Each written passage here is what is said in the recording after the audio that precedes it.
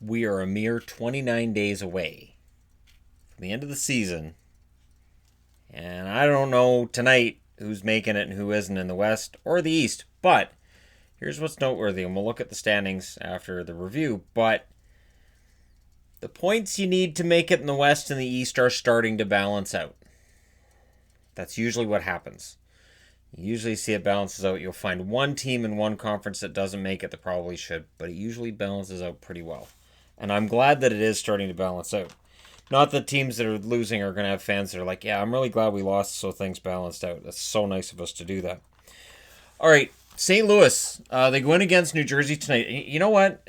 The Devils are legit right now. Like, I'm not going to say that, over if the season was 20 games longer, they'd be in the playoffs. But this is a team that's legit putting in all the effort. These guys understand what's on the line. The Blues got the first power play. It quickly turned into a 4-on-4. Binnington was tested during that power play by the Devils because, 4-on-4 means Devils get a power play. Bratt would score from Subban at 8:38. Absolutely beautiful goal by Jesper Bratt. I love the kid. He's great, and I'm glad he's finally putting up points. The Blues then get their second power play. Don't let them have a bunch of power plays. Dunn would score the power play goal from Bozak and Thomas at 12:31, and it's 1-1. But these are different Devils. They pushed for an answer after that. Binnington denied Jack Hughes. Hughes, we're going to discuss at the end of the year how his points weren't really what you might expect. But you know what? If you're a Devils fan, I don't think there's any panic about Hughes. So we go into the second, a 1-1 tie. Early pressure by the Blues. They did very well early on. And then Dakota Mermis gets his first goal. And it's funny, they kind of played it off like, well, it's not the prettiest goal. I thought it was a nice goal, personally. So he gets the goal from Severson and Schneider at 6 minutes and 50 seconds. And that makes it 2-1 in favor of New Jersey. They then get a power play. They don't score on it. The Blues get their turn on a power play, but Corey Schneider had a very good game. Corey Schneider is back. We said this last year as well. Remember late last year, Schneider went on a bit of a run. His stats got better. I don't know. Maybe Schneider's back. Maybe this is real, and maybe it's just another mirage, and next year we're here again. Carrick then scores from Clayson and Zajac at 17:58 of the second. And honestly, this was his first goal of the season, but Carrick had been all around the net throughout this game and had been robbed a couple of times. So, yeah, he was due for one, and he made it clear right out of the opening tonight that, yeah, I've got to get a goal tonight, and he did. Rooney then had a goal that was challenged as goalie interference that came pretty much right after that, and the challenge was successful. And I understand why the goal was taken back. I would have kind of understood if they'd let it stand. But yeah, when the guy who scores the goal, which was Rooney, your foot touches the pad of the goaltender, doesn't allow him to make the save, that's goalie interference. It's not a penalty, but it means the goalie couldn't make a save, so that's all right. Third period, solid start for the Devils. The shots were 5-5 in the first half. So where St. Louis needs a goal, they're not getting a ton of shots because New Jersey was playing very well defensively. Schneider then denied Bozak. Blues get a power play. They don't score on it, but they do make it close. Jaden Schwartz off of a beautiful pass from Shen against the boards at 16:49. Shen doesn't continue his goal streak tonight, but he does get a point, so he continues that streak. Goaltender gets pulled with 1 minute and 50 seconds left. That allows Anderson to hit the net from Zaka and Mueller at 19:03. And there you go. The New Jersey Devils beat the St. Louis Blues 4-2. I know I didn't put up an Akbar magnet. I didn't think New Jersey would win this tonight. This one genuinely surprises me. Binnington, 28 saves on 31 shots in the loss. Corey Schneider, 31 saves on 33 shots. Just wow. Schneider, Mermis, and Bratt are your 3 stars. All 3 from New Jersey. Power plays 1 for 4 for St. Louis, 0 for 2 for New Jersey. Shots were 9-8 St. Louis in the first, 15-14 New Jersey in the second, and 10-9 in favor of St. Louis in the third. Final shots 33-32 in favor of the Blues. Now, next up is Chicago and Detroit, and there were people saying you should put an Akbar magnet there. No, because Chicago's not a playoff team. It's all about playoff team versus non-playoff team and falling into a trap. And for Chicago, who really have to win a ton of games from here, this wasn't a trap. And there are people right now saying, well, it is, because they lost. Let's get through it. Bernier robbed DeBrincat early. DeBrincat had a really good game, doesn't get on the board. If I had a dime for every time I've said that this year, I'd probably have about $1.50. Yeah, I wouldn't be rich. But DeBrincat had a good game, just doesn't come through on the score sheet. It's been that kind of year for him. Evenly played at the start of this game, and Detroit played well, and I know Chicago played last night, but I thought Detroit played a really good game. Power play for the Hawks, they get another one. They don't score on that. The Red Wings get a power play late. So second period, 20 seconds in, Bertuzzi gets a goal from Larkin and Daly. So Bertuzzi, the first goal he's had in a bit. He's had a slower second half than first, but maybe he's getting it going. The Wings were leading in shots and chances at that point. And then they get a power play. On said power play halfway through the game. It's Fabry from Lindstrom. I'm glad I had Lindstrom on the board this morning.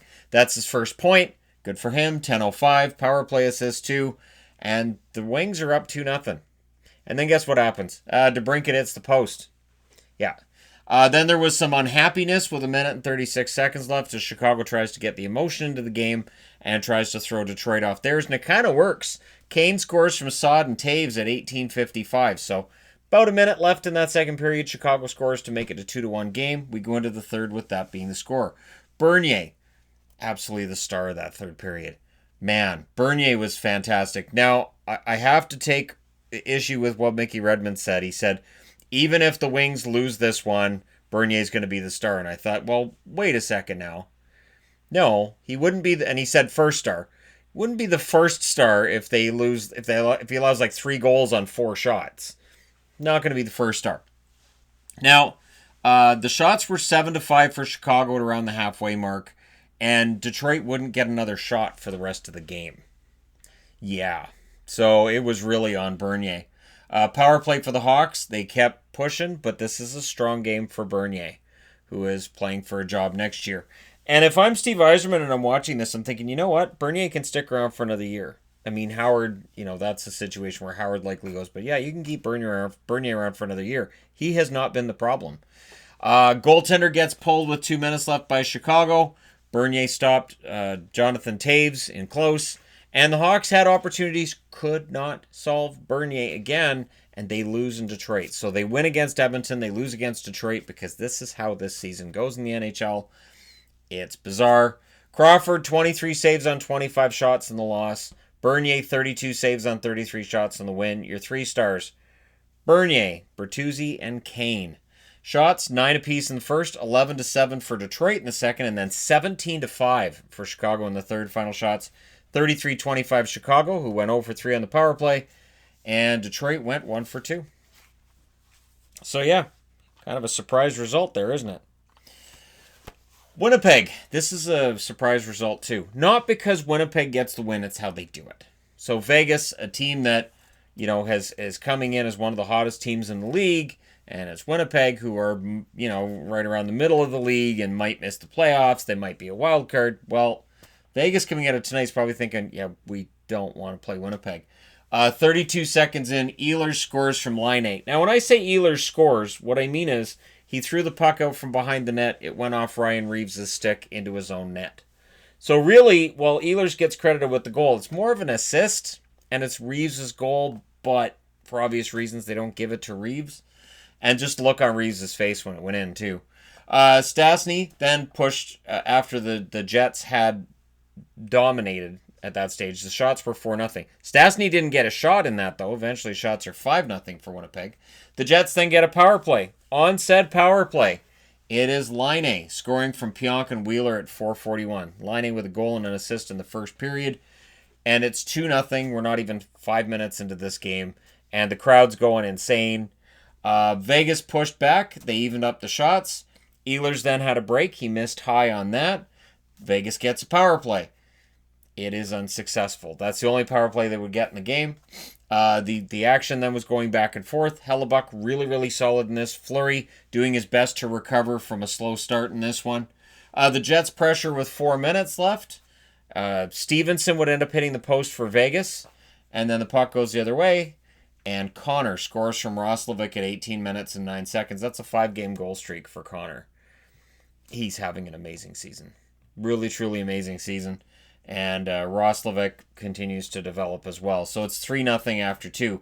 Third period, Vegas comes out and they make an effort to get back into this. The shots are 4-1 in their favor at only 3.5 minutes.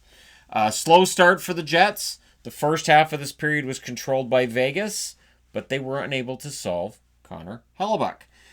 Fleury stopped Eakin. The Jets get a power play, and they score on it. Their power play was perfect tonight. Perreault scores from Morrissey and Ehlers at 14 minutes.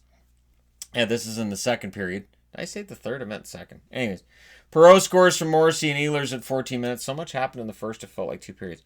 So yeah, through 2 periods, it's 4-0. So we go into the third period.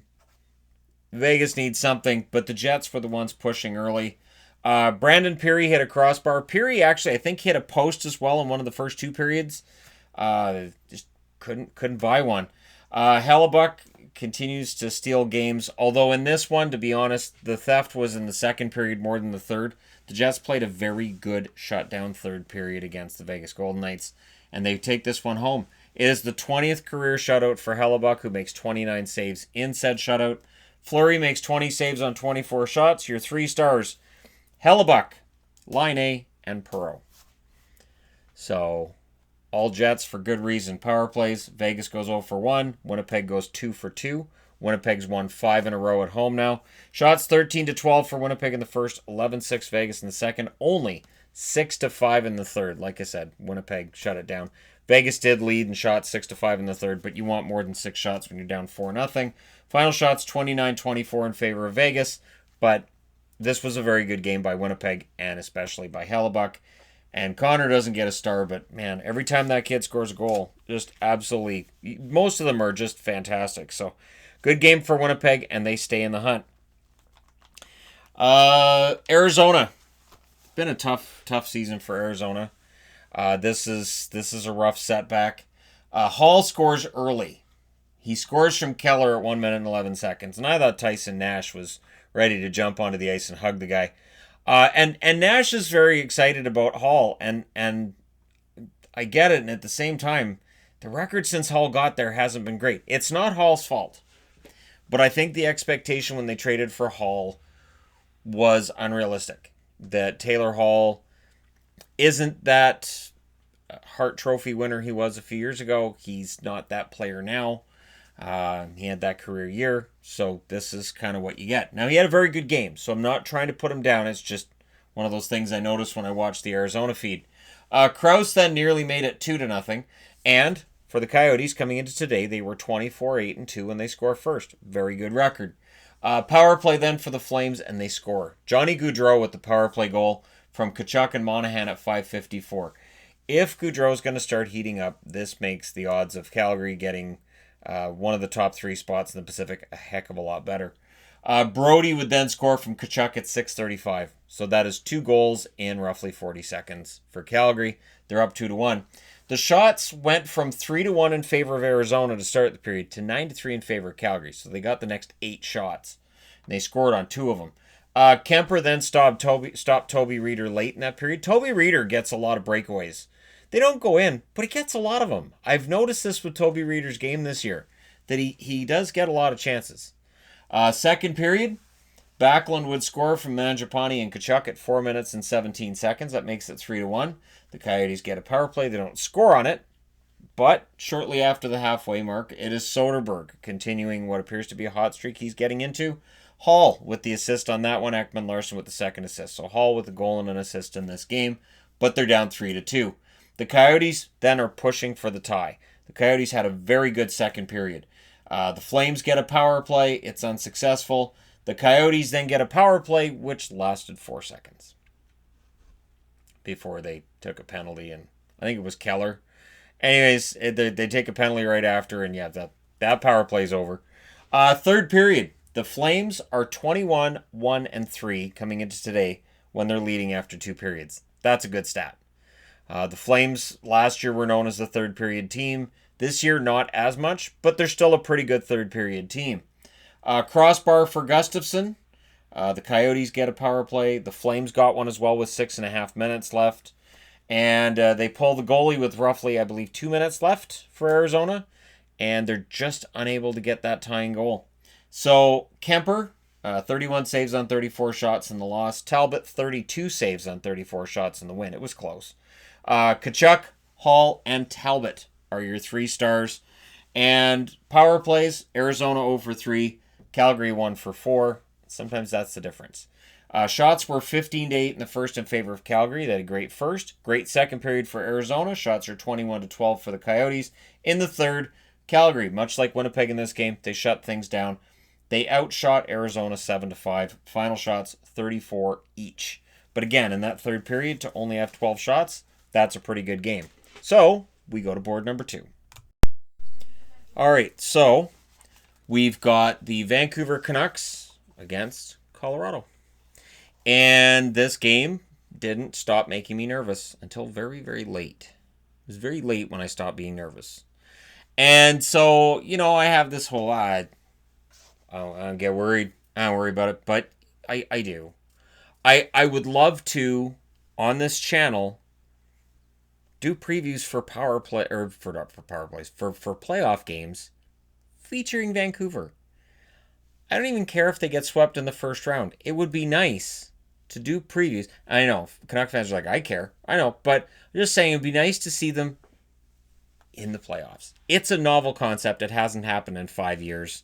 This channel's been around for 4 of those years, and I've never once done a preview for a Canucks playoff game. Did we get closer to that tonight? Maybe this is the turnaround.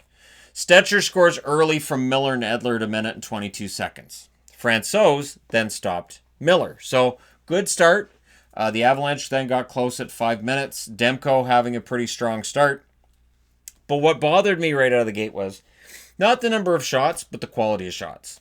I thought they were letting the Avs through the neutral zone a little bit easy, and I was getting really nervous about it. So Miller scores from Pettersson and Toffoli at 12 minutes and 29 seconds. Toffoli's now played 8 games as a member of the Vancouver Canucks. He has 8 points in 8 games as a member of the Vancouver Canucks. Johnson then scores from McKinnon and Landeskog at 13-17. And they showed the one kid in an Avs jersey standing up and waving around like this, and I felt like saying, but you're still down 2-1. Sit down. So, 2-1's the score after 1. I don't know if that kid was still standing at the end of the period, waiting for people to applaud him. But second period, again, early, the Canucks jump out. It's McEwen. The goal was initially credited with an assist to Roussel. They took that assist away. 2 minutes and 12 seconds. Zach McEwen scores. Keep this kid around next year, please. Landeskog, however, would continue this pattern I didn't like, which was letting down after you've scored the goal. That's frustrating. There's a lot of fans of other teams out there going, yeah, our team does it too. I know it's common around the NHL. It still drives me nuts. So Landeskog scores from McKinnon and Johnson at 3:23. And McKinnon, every time he touches the puck, he is a human highlight reel. That was 2 helpers for him. I think they said it was like the 24th multi-point game he's had this year. Something ridiculous.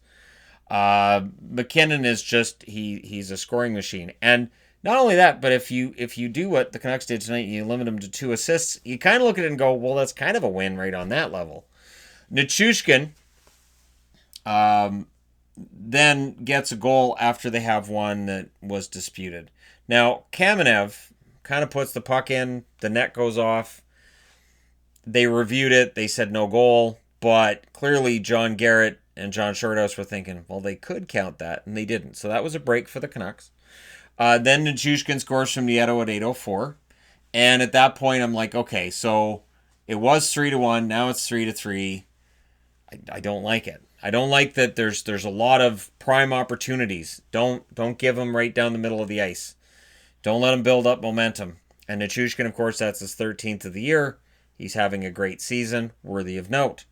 Roussel would answer from Gaudette and Fantenberg at 12 minutes and 17 seconds. And Antoine Roussel on the board. That would have been a goal and an assist, but of course they took that one assist away. So it's 4-3 Vancouver going to the third. But again, while the Canucks played very well in the second period, that's 2 goals on 5 shots against for Colorado. Could have been 3 if they'd allowed the Kamenev goal, which they didn't. And so, again, nervous going into the third period. I'm not Jordan Binnington. I do get nervous. Power play for the Canucks turned into a 10-second 5-on-3. They didn't score on either of those. Avalanche then got a power play. Then there was some unpleasantness that happened after Myers boarded one of the Avalanche players. It turns into a 4-on-4. So, coming out of all this, McEwen would get the goal from Roussel and Gaudette at 16:43. Now, I talked about Ranger fans last night, and I don't know if there were some fans in Vancouver that saw me talking about Rangers fans throwing like clown wigs and stuff on the ice on a or on a third goal for a hat trick, but there were hats on the ice. 2 goals for McEwen, there were hats on the ice. Do you go to the glass and ask for your hat back? It's not a hat trick. Does the ice crew come out, pick up your hat, and point at you and laugh, and then take your hat and shred it? Like, I don't know how this works because it wasn't a hat trick. And now, if there was a hat trick after, you already carelessly threw your hat for the second goal. You are hatless. I don't know how that works then. I guess then you are throwing a clown wig on the ice. I know. I talk about the oddest things in these reviews. Pearson would score the empty netter as they would aggressively pull the goalie, and I agreed. You know, they're down by 2. Go for it. Pearson scores from Eriksson and Miller at 17:24. This amazing run of Louis Eriksson's with an empty net. If I'm Louis Eriksson, and if the Canucks cut me in the offseason, if they find some way to get me out of a contract, and I have to sit down and do an interview with another GM, I'm going to be like, look, I'm really good when there's not a goalie in the net. You look at my numbers, without a goalie in the net, I get goals and I get assists. I don't want to brag, but if there's an empty net at the other end of the ice, I'm your guy. So 6-3 is your final in favor of Vancouver. Francouz saved 19 out of 24. He didn't have a great game. He didn't. And it's likely much appreciated by Canuck fans. Demko, 29 saves on 32 shots. Demko has shaky moments in every game, but Demko's young. And his overall numbers tonight, he had a .906 save percentage. He played well. He played well when he had to, and now the Canucks have started putting up goals to support him. That's what you want to see. Power plays, both teams went 0 for 3. Shots, 18-7 in the first in favor of Colorado. Yeah. And I don't know if they used up all that energy, because in the second they only had 5 shots to 10 for Vancouver. In the third, the shots were 9-8 in favor of Colorado. Final shots, 32-25 in favor of the Avalanche. But the Canucks, they win the game. And that's what matters. And kudos to them for being able to do so. And for Colorado, it's got to be frustrating, because if they'd won tonight, based on St. Louis losing, they would be tied with St. Louis with 1 game in hand, meaning they would have been first in the division. But it didn't happen. All right, last game of the night. Yes, I was wearing this is a Bobby Ryan jersey. I was wearing this at the start of the night. Digging around today going, I want to wear something different I'll wear an Anaheim jersey. I haven't worn my Bobby Ryan jersey in forever. So I put this on at the start of the night, and all right. And next year what I'm going to do on Instagram, because, I have the gram, because of course I do. I'm going to start on Instagram taking a picture before the games start every day next year of what jersey I'm wearing before the night starts. So it'll be my prediction of who I think's gonna get a win that night. Just something interesting, just something odd to do on Instagram. Maybe I'll do it with different backgrounds, or I don't know. But because again, I can stand here and say I'm wearing a Bobby Ryan. People are like, yeah, sure, you put that on. Sure, you probably just put it on 5 minutes before the video started. So good news for Toronto. Cody Cece's back. But what's weird is Liljegren, Sandin were out as healthy scratches. I like Sandin. If he's not going to be playing, he needs to be in the American League. Absolutely 100%. Solid start for the Leafs, but it ends up in their net. Rowney scores from Backes and Del Zotto at 3:17. Yes, David Backes got a point tonight for the Anaheim Ducks. And it's 1-0. The Leafs got a power play. They don't score on that. Gibson stopped Dermott. Second period, Leafs are improving. The shots evened up early, but the Ducks get a power play. Now, the good news is their power play sucks. If you're a Leafs fan, that's the good news. Their power play sucks. It is the worst power play in the league. It is hard to have a power play worse than Chicago and Ottawa, but these guys strive to get there. And they got there. Then Steele. That's a double E. That's going to drive me nuts, so I'm just going to go ahead and change that. Sam Steele isn't EAL. So Campbell robs Steele. A bunch of people with their phones going, I couldn't read that anyways. The Ducks pushed with 5 minutes left. And then Gibson stopped Nylander. William Nylander. Let's talk about him for just a second here. We can complain about which Leafs aren't producing. Nylander's not one of the guys to complain about. Nylander seems to be the whipping boy for the media every time things aren't going well for Toronto. If anybody, and I'm talking whether it's Tim and Sid or anybody on any panel anywhere goes, well, it's Nylander letting us down, they don't watch the games. There's no way they're watching the games. Nylander has been fantastic, and I thought he played really well in this game. So we go into the third period. It's still 1-0. The Leafs just being held off. And then over halfway through the period, Adam Henrique gets another one. That's at 10 minutes and 20 seconds, and it's 2-0 for the Ducks. See, I didn't put an Akbar magnet on this, not because I didn't think the Ducks could win it, but because I didn't want there to be a perception that, well, Shannon's kind of picking on the Leafs here. He did it with the Kings game, now he's doing it with the Ducks game. He's kind of being an ass. I didn't want that. But, the shots were 12-2 for Toronto 14 minutes into this period, and the only puck that went in the net went in Toronto's, and yet Jack Campbell wasn't the problem. You can look at that and go, well, they only faced 2 shots, and one of them went in. No, Campbell's not the problem in this game at all. The Leafs pull the goalie with 3 minutes and 11 seconds left, and it works. An aggressive goalie pull works here. Nylander scored on a Milano turnover. Sonny Milano, when you have a chance to get out of your zone, just get out of your zone. Don't overthink it. So Nylander lifts the stick, takes that puck, puts it in at 17 minutes. So it took 11 seconds off the faceoff for Nylander to make it a 2-1 game. They pulled the goalie again with 2 minutes left. They just couldn't get it. They just could not get it in the back of the net. Miller robbed Tavares late. Why is it Ryan Miller? Because Gibson hurt himself about halfway through that period. I didn't see a whole lot of anything on what exactly happened or what the status is for John Gibson, but he did leave the game and Ryan Miller came in injury relief. So we'll likely hear over the next few days what's going on with Gibson. But hey, the Ducks, they're playing well late. They did it last year too. This year feels a little different though. This year it feels like it's all about the kids and the new guys. Campbell saved 26 out of 28 in the loss. Again, not his problem. Gibson, 26 saves on 26 shots before he was replaced by Ryan Miller, who saved 4 out of 5. So Miller, again, he robbed Tavares late. He played well enough.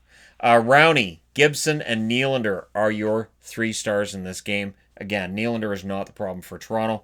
Power plays 0 for 3 for the Leafs, 0 for 2 for the Ducks. Shots were 13-8 in favor of the Ducks in the first and the second. In the third, the shots ended up being 15-2 in favor of the Leafs. 15-2. What the heck? Final shots 31-28 in favor of Toronto because the Ducks didn't feel like taking shots in the third period or something. And when they got a goal on one of them. But yeah, so the Ducks pull off a win. They're costing themselves a good chance at a lotto spot. And here's the thing, if you're a Senators fan, that loss, that's good. Or that win's good because they now jump 2 points ahead of San Jose. And that means San Jose now sits with, let's see, Detroit would be worst. LA, Ottawa. Oh, look, San Jose. So Ottawa and San Jose now are right next to each other in the lotto odds, which means Ottawa has a good chance of drafting in the top 3.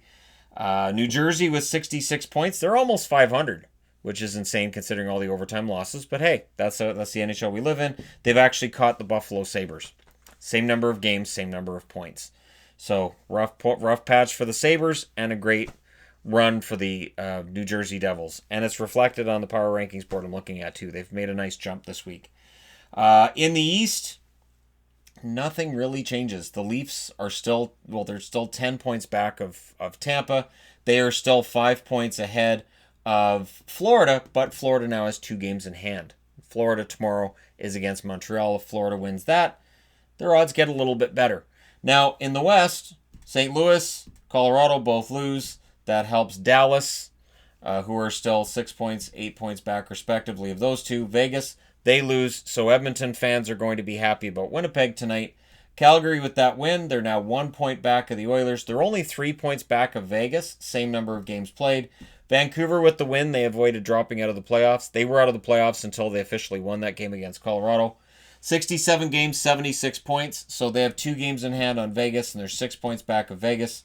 The Jets, 76 points, are above the line. So right now, we have 4 teams in the West from Canada. which would be insane. And in the East, we currently have 1. Now, Minnesota's below the playoff line, but they've got two games in hand on Winnipeg. Nashville, they're below the playoff line. They have 2 games in hand on Winnipeg as well. The Coyotes haven't got games in hand on anybody. They are currently 2 points below the playoff line as well. I don't see Arizona getting in there. We're about a week away from me taking a good look at this remaining schedule and trying to figure out who's going to stay in and who's not. I'll do a video on that at some point, I would think. I did it 2 years ago. I did it 3 years ago. I'm thinking about doing it again this year. I don't think I did it last year. I don't think I did. The Hawks, that loss tonight for them was costly. They're now 6 points out of the playoffs with 14 games left. So their odds are still long, and they've got to jump past Arizona, Nashville, Minnesota, and Winnipeg to get there, or Vancouver. So their odds are still long, but that loss to Detroit, that'll do it. You lose in Detroit. Ask Montreal. Those losses to Detroit, those can cost you a lot. All right. Thank you guys so much for watching. Don't forget, because we've got early games tomorrow, I'm doing the preview tonight. So that video will post late. I apologize for that. But if you're in Europe, the video is going to post nicely early in the morning for you. So there you go. Let me know your thoughts regarding tonight's games in the comment section below. Don't forget to hit like and subscribe. If you're browsing your way through, you just happened upon this video. And hey, thank you guys so much for watching, for all your support. I will talk to you again soon.